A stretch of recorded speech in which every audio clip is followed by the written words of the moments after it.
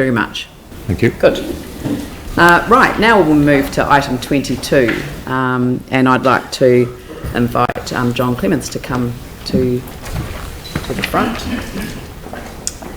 And I'd like to invite you to speak to the paper, even though it's been to a committee. I think under the circumstances it would be appropriate to invite you to say a few words. Well, thank you very much. It's a privilege to be here today to talk to this item. There's a lot of people behind the item, obviously, and in particular we have Lawrie Metcalf's wife Lena, his sister Alison, and one of his daughters Victoria, who's with us today. And sitting next to them in the gallery here we have Sue Malloy, who's a very important person in the Botanic Gardens, looks after our botanical records. The committee has studied this recommendation that's come to the council. I just wanted to provide you a little bit more information about the item that some of the councillors might not be aware of. It takes many people over many years to create successful, effective, attractive council facilities. Botanic Gardens is no exception. Botanic Gardens has been in existence now for, of course, over 150 years, and there have been many noble people, hard-working people on the staff, as well as councillors, as well as volunteers who've contributed to making it what it is today. So without trying to detract from anything that those many, many people have contributed, I'd just like to talk about two people briefly who really excelled in their contributions to making it what it is today. One of them, of course, is Lawrie Metcalf, whom we're here to talk about. You're here to consider naming the herbarium in the Botanic Gardens the Lawrie Metcalf Herbarium, but there's one other person who is a precedent for a staff member's name being used to attach it to a part of the Botanic Gardens, and that is John Francis Armstrong, one of the very earliest long-standing curators, who did a fantastic job of looking after both the introduced plants as well as native plants.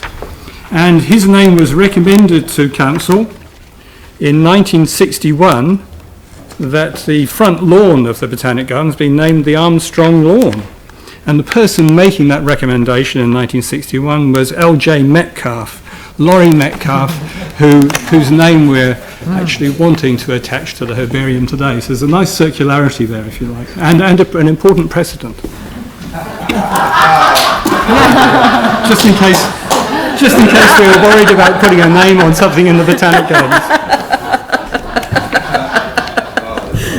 Far more important than putting money into the Botanic Gardens is actually serving for over 20 years and creating the place. Thank you. Well, look, I'd like to begin by acknowledging everyone that's been involved in the Botanic Gardens over many years. It's just the jewel in the crown, really, as far as the city goes, and its existence means that we can be New Zealand's Garden City. Without the Botanic Gardens, we could not be New Zealand's Garden City. It wouldn't meet the criteria. So it's very much a part of our identity and who we are. So I want to acknowledge you, John, and the team, the whole team. And I do acknowledge the precedent-setting nature of the decision back in 1961. And it is fitting that we honour Lawrie Metcalf for his contribution in this way. And it was interesting, I turned on the radio this morning and heard the Allen Herbarium being mentioned, which is at Lincoln, and I thought, again, it was just, it is appropriate that we name these places for people whose contribution is exceptional. I want to acknowledge the family as well. I haven't met the family, but I will do soon, and Lena Metcalf, Victoria Metcalf, and Alison. Thank you for being here and being a part of this special occasion, and I hope that you get to show Lawrie the video of today, and how much we're all expressing our appreciation for what he has done for the city. So I have a sort of a biography, and I do want to read it out because I do want to place on record this extraordinary contribution. And then I'll invite other councillors to say a few words.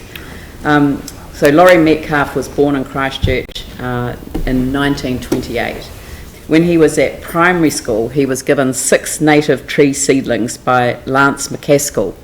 McCaskill at the time was a lecturer in agriculture and biology at Christchurch Teachers Training College. Through his encouragement and enthusiasm to grow New Zealand native plants, Lawrie chose horticulture as his profession. During the mid-1940s, Lawrie spent 3 years as a horticultural trainee with the Christchurch Domains Board. At that time, the Domains Board managed the Botanic Gardens and Hagley Park. It was during this time Lawrie collected possibly his earliest plant specimens to dry, press and mount onto Herbarium card. These were collected in 1946 from Riccarton Bush and included the mighty totara and cabbage tree. Lawrie was just 18 years of age. Being a dedicated horticultural student, he had now set the herbarium on a growth path, which at the time possibly amounted to no more than 100 specimens. In the late 1940s, Lawrie left Christchurch for New Plymouth, where he worked for 1 year with New Zealand's largest plant nursery, Duncan and Davies. Lawrie then left New Zealand and worked another year in the Melbourne and Adelaide Botanic Gardens. From there, Lawrie went to the UK, where he apparently wanted to work for the Royal Botanic Gardens, Kew. However, upon seeing them, he felt they weren't up to the standard of the Christchurch Botanic Gardens. He then found work with the famous, now I'm going to say this wrong, I think, but Ingverson's hardy plant nursery in Sussex, who specialised in alpine plants. He stayed there 12 months, after which he spent a short time working at one of the most famous nurseries in the UK, if not the world, Hillier Nurseries.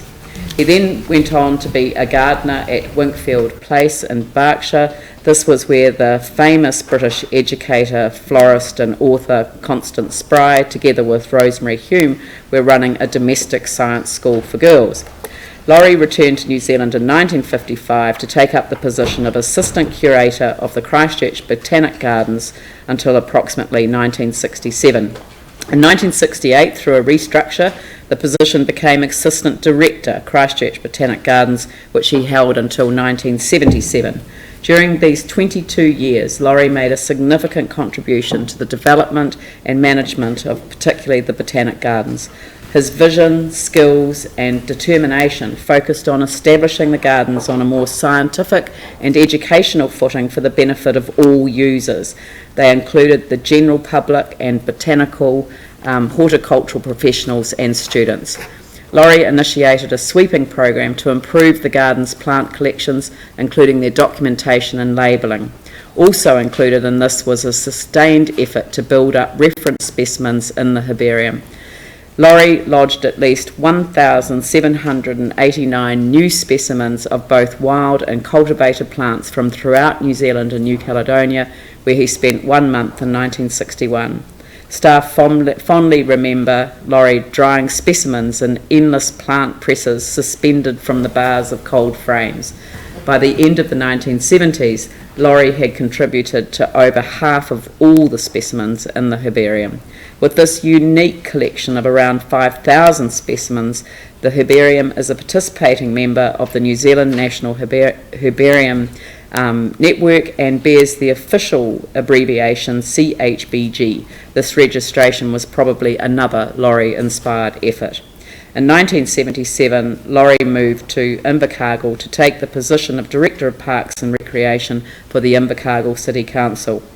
In addition to all of this, Lawrie is a well-known and highly respected author of numerous botanical and horticultural books. He began writing around 1960. Today his publications include writing about New Zealand plants and cultivation, propagation and photographic guides on New Zealand plants, the International Register of Hebe cultivars, and contributing to the Gardens Centennial Book of 1963. Lawrie had an enormous willingness to share his knowledge and experience with those working with him, including teaching, training sessions and field trips. In terms of the awards, Lawrie was an outstanding horticultural student. For this he was awarded a number of horticultural prizes, medals, cups and accolades. In 1957, the first recipient of the Botanic Memorial Prize from the Royal New Zealand Institute of Horticulture for gaining the highest marks in New Zealand in oral and practical Stage 3 examination for the National Diploma in Horticulture. In 1958, the National Diploma of Horticulture from the Royal New Zealand Institute of Horticulture. In 1959, the Royal New Zealand Institute of Horticulture Cochrane Gold Medal for the most successful candidate to complete the National Diploma of Horticulture. This included his thesis on New Zealand alpine plants. In 1978, the Loader Cup for his contribution to the protection and cultivation of New Zealand flora. In 1988, award of the Associate of Honour NZ with the Royal New Zealand Institute of Horticulture. In 1991, the prestigious Gold Veitch Memorial Medal by the Royal Horticultural Society UK. He's one of the few New Zealanders to do so. And in 2010, appointed a Companion of the Queen's Service Order for services to horticulture and conservation. So on that note, I'd like to move the adoption of the report and the approval of the Christchurch Botanic Gardens Herbarium to be named the Lawrie Metcalf Herbarium. Seconded by Phil Clearwater, and I'd like to invite Phil to speak. Well, I was actually really privileged when I was in Invercargill that I remember meeting Lawrie Metcalf, and he was famous then and did a huge amount for the Invercargill Gardens. And I guess it's so in Christchurch where he finished his and had a long, illustrious career, which is really stunning in terms of the academic work he did, but also and just the practical contribution he made to our Christchurch Botanic Gardens. And I think we often take our botanic gardens for granted, but in fact there's a huge amount of horticultural science and research has gone and work and the team that Lawrie met. Because the other thing I wanted to say is that I, not so long ago, met a man who had been one of Laurie's apprentices. Lawrie had appointed him, and he really was enthused about the huge work that was done many years ago when there was a good number of apprentices. And he said that Lawrie was a great boss to have. And I see John nodding there too. And particularly in the way he instructed the young apprentices and guided them. And I guess at this stage for us as a council too, in the whole concept of developing apprenticeships in the Botanic Gardens, and we've made a start on that recently, I hope that is also sort of part of Laurie's legacy, because I just think it's very fitting for a wonderful man. Thank you. Yanni? Well, a lot has been said already, but I just think it is really important to acknowledge that one of the reasons I think Christchurch is such a special place is the special people that have contributed to making it so. And I think we've got a perfect example of someone who has really done so much to support our city, and particularly the Botanic Gardens, which is really fantastic that we can, in a very small way, acknowledge significantly his contribution. And I think it raises the whole question, as has been discussed, around education and the importance of involving young people and children in our environment, and also right through to training, ongoing through apprenticeships, internships, scholarships possibly. So I think it's a wonderful way in which we can recognise someone who was a very special person with a special name to what is a really significant asset to our city. And I just, I think it's important that we do this today. I'm very supportive of it, and just wanted to place on record the appreciation to the family that we have for this for Lawrie and the work that he's done. Thank you. Could we just add that he set the benchmark really high, John?